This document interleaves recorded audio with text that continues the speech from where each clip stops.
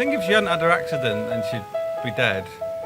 Because she was obviously so gung-ho, pushing it so hard in everything she did. To have like climbed the Matterhorn the first time she goes to the Alps and doing it with just a postcard and no topo and no map or anything. And like everything she did it like 100%. And I think in sort of mountaineering, like those people all die really quickly. So I think Karen having her accident at 21, it probably long term really kept her alive.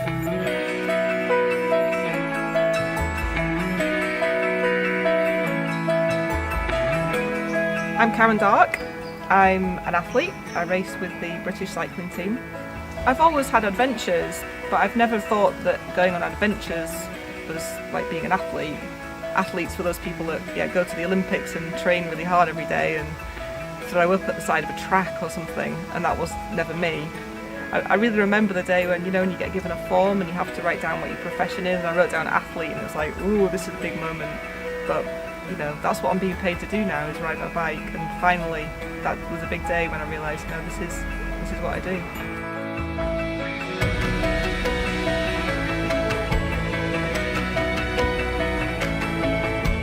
I find being an athlete and putting myself into risky situations is kind of naturally part of doing what I do.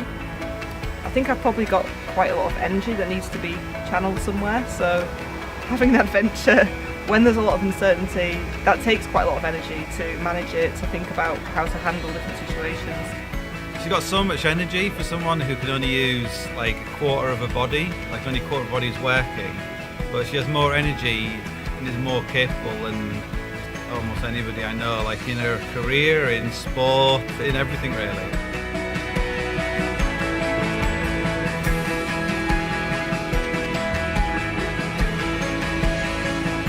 I don't have massive opinions about women in adventure because, well, I am a woman, so I don't know what it's like to be a man in adventure.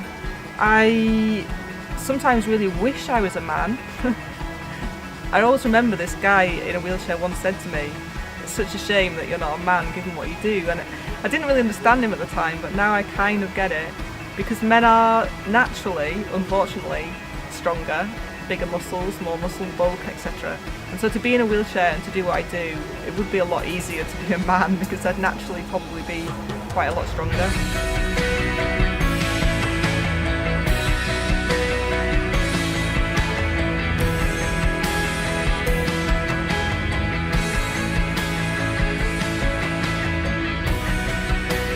When something really difficult happens like that and your life has to take a completely different course, I just think the body and the mind are remarkable at giving us the resources to cope with different situations. So the night before I was paralysed, I had a conversation with a friend about being paralysed, and I said I can't imagine anything worse, I'd rather be dead than paralysed, which is a little bit spooky, given that 24 hours or 12 hours later I found myself in that situation.